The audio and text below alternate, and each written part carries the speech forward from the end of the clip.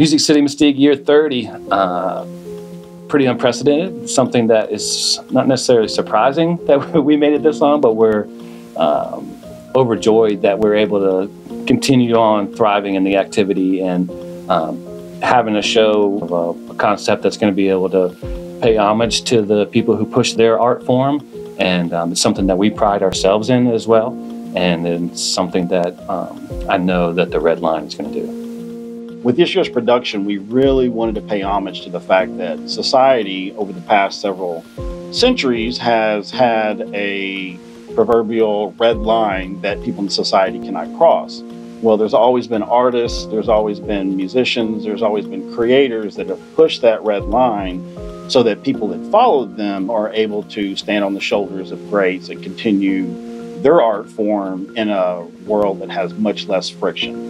And so this year, what we wanted to do is kind of pay homage to those artists in the past that have truly, truly broke the red line for people in the future to continue their art path unobstructed. One of the biggest challenges that we faced with designing this year's show was trying to fit as many trailblazing artists as we can in a 7-minute window.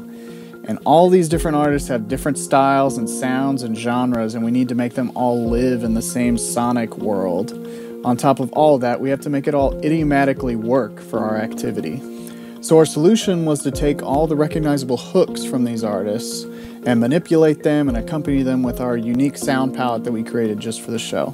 And so throughout the show, you'll hear the artist represented with their musical hooks, but also you'll hear some interview quotes from the artists themselves. At the beginning of the show, we have a montage of voiceovers that really go to news clips and radio broadcasts talking about how, for example, heavy metal is satanic. And one of the interesting things is that we try to balance that by immediately going into Rite of Spring, a tune that was written at this point over 100 years ago that really most people at the time it incited a riot. And I think that's really interesting to show that music has always been on the forefront of changes to culture and changes to society, and it just takes some time for society to normalize against these changes that are happening as a result of artists and music.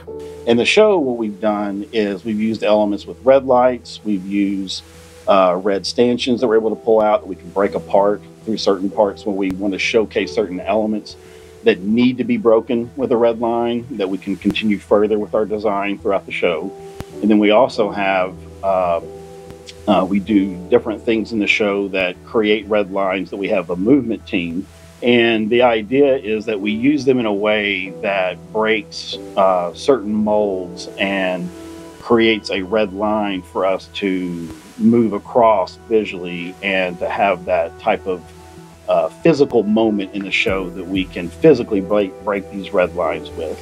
One of our big inspirations in the show was a composer and visual artist named Mark Applebaum. There's a TED Talk that he did that really explores the idea of something being music or not, exploring the question, is it music? One of the most interesting things he does through that TED Talk is take you through a sequential set of pieces of art that go from being music to being something that might not be considered music. But one of the interesting things he does in this is reframe the question. Instead of asking, is it music? He asks, is it interesting? And I think the number of artists in the show that represent that idea, where at the time in society, people might not have considered some of these things music, but as we've gone along, we have to all agree that they are interesting. We have a section in the show where we break the silence and we want to pay homage to Yoko Ono and her artful scream that she does. And it really showcases what is art. And whether you like it or not, it's art, right? And we do certain things that showed censorship, whether it's dancing by Elvis, whether it's censoring out words by NWA.